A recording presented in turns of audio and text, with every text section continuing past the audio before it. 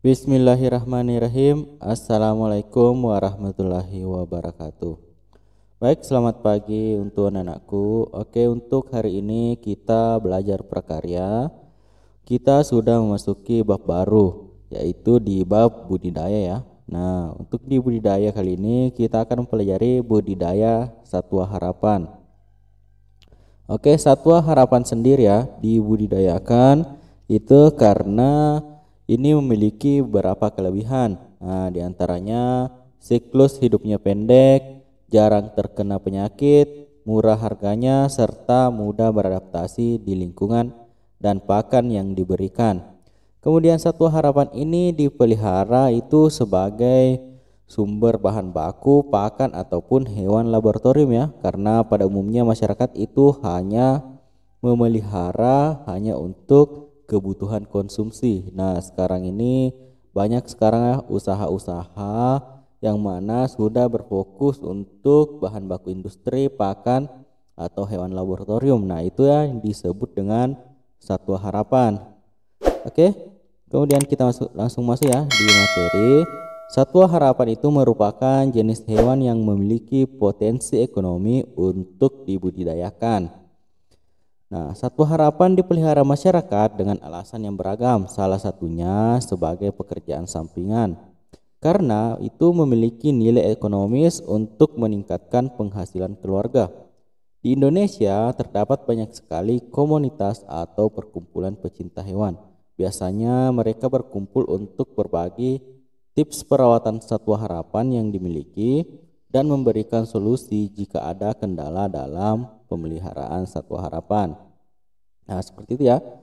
Di sini mereka itu akan berbagi tips bagaimana cara perawatannya, pakan apa yang cocok dan lain-lain.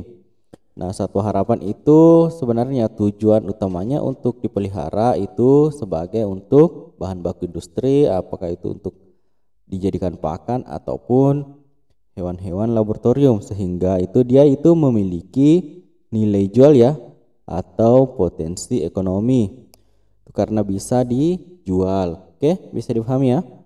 Kemudian jenis-jenis satwa harapan. Nah, di sini kita akan membahas beberapa ya jenis satwa harapan, dan sebenarnya untuk jenis satwa harapan itu banyak, namun tentunya tidak bisa ya dibahas semuanya. Jadi hanya beberapa yang akan dibahas. Oke, yang pertama ada cacing tanah. Cacing tanah tentunya ini dikenal semua ya. Bahkan ini sering ditemui karena sudah berada di sekitar kita, namun tidak ditahu ternyata ini bisa memiliki potensi ekonomi. Cacing tanah itu dengan nama ilmiah Lubricus terrestris dapat berukuran panjang 9 hingga 30 cm. Itu bergantung pada ruas badan, umur dan mutu pakannya. Nah, seperti ini cacing tanah. Nah, cacing tanah itu dapat hidup jika tersedia oksigen, air, pakan dan suhu yang cocok. Jika keempat kebutuhan tersebut tidak terpenuhi, cacing tanah akan mencari tempat yang cocok. Dalam setiap hektar tanah dapat ditemui lebih dari 1 juta cacing tanah. Cacing tanah membuat lubang menembus ke dalam dan mencampur bagian bawah dengan bagian permukaan. Kotoran cacing tanah mengandung nitrogen, unsur hara penting bagi tanaman. Kotoran cacing ini membantu mengikat partikel tanah menjadi agregat sehingga struktur tanah menjadi baik.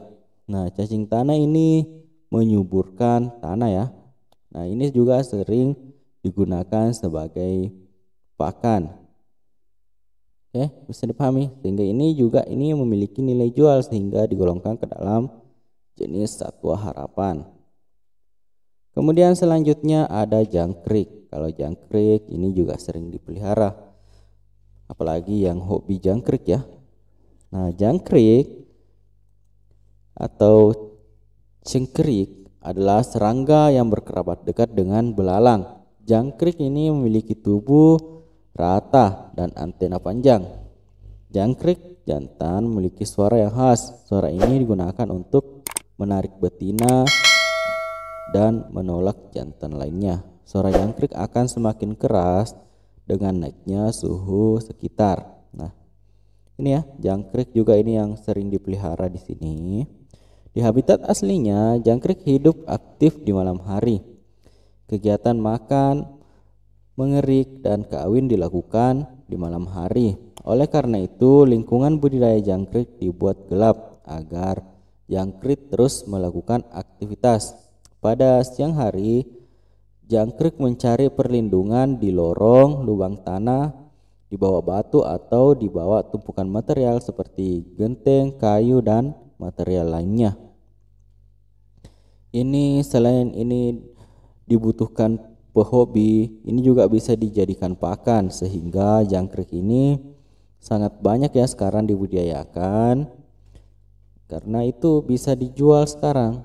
Tidak sama dulu, jangkrik terkadang ini hanya didapatkan ya di hutan-hutan ataupun di sawah-sawah. Sekarang ini banyak ya peternak jangkrik dengan tujuan ekonomi untuk dijual, dijadikan pakan dan lain-lain ya. Kemudian ketiga ada lebah madu.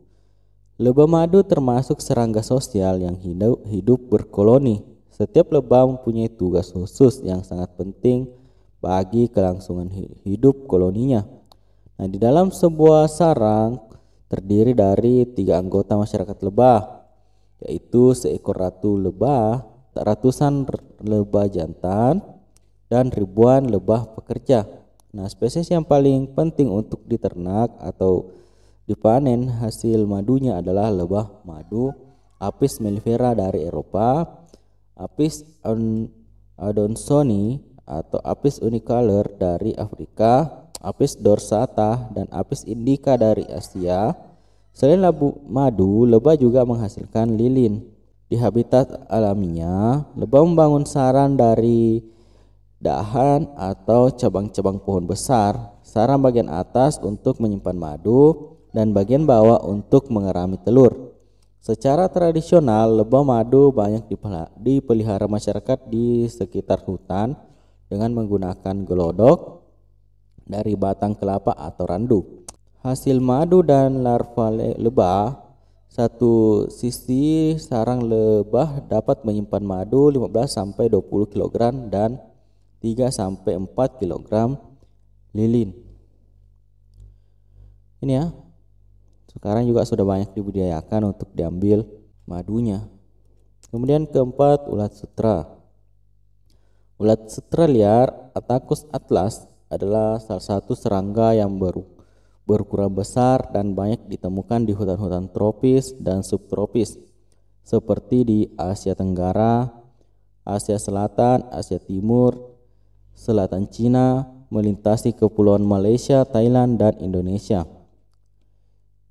Attacus atlas termasuk hewan polyvoltin, artinya hewan ini dapat hidup sepanjang tahun, dan termasuk serangga polifagus yang dapat hidup pada 90 golongan tumbuhan yang bisa dimakan oleh larva. Attacus atlas merupakan hewan yang mengalami metamorfosis sempurna.